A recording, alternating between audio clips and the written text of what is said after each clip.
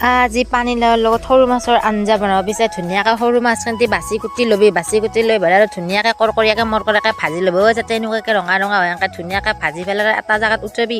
উঠাৰ পিছত আৰু কেৰাহীটো অকণমান তেল দিবি তেলটো গৰম হোৱাৰ পিছত আকৌ পানীলাওখিনি এৰি দিবি পানীলাওখিনি এৰি দিয়াৰ পিছত আৰু ধুনীয়াকৈ পানীলাওটো ভাজা হ'ব দিবি মানে কি হয় জানানা পানীলাওটো এনেকৈ পানী উঠলি মানে আঞ্জাটোত পানী থাকলি ভাল নালাগে এনেকৈ পূৰা শুকাবা দি শুকোৱাৰ পিছত আৰু এই মছলা বটি থকাখিনি দিবি মছলাত কি দিছোঁ মই কৈ দিওঁ জিৰা আদা নহৰু জ্বালা এনেকৈ বটি পেলাই দিছোঁ সেইখিনি বটি দিয়াৰ পিছত ধুনীয়াকৈ ভাঙি দিবি একদম লাওটো এনেকুৱাকৈ ভাঙবি যাতে ঘুটি নিদিয়া নহয় তেতিয়াহে আঞ্জাটো ভাল লাগব যেতিয়া নেকি আধা ভাঙা কৰবি কৰাৰ পিছত পানীখিনি দি দিবি পানীটো দিয়াৰ পিছত আৰু যেতিয়া আঞ্জাটো উতাল খাব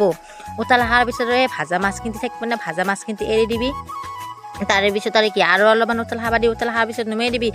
পানীলাওৰ আঞ্জাত আকৌ কি জানা না কি হ'ব লাগে বিলাহী হ'ব লাগে পিছে আমাৰ বিলাহী নাই তোনাৰ যদি বিলাহী থাকে বিলাহী দিবি আকৌ নাই সদায় আৰু এটা বস্তু নাথাকে না এনেকৈও খাব লাগে পিছে আঞ্জাটো বিলাহী নহ'লেও বেয়া হোৱা নাই আমাৰ ঠিকে হৈছে তোনাৰ যদি বিলাহী থাকে বিলাহী দিবি ধুনীয়াকৈ পানীলাওৰ আঞ্জা দি আৰু ভাত খাই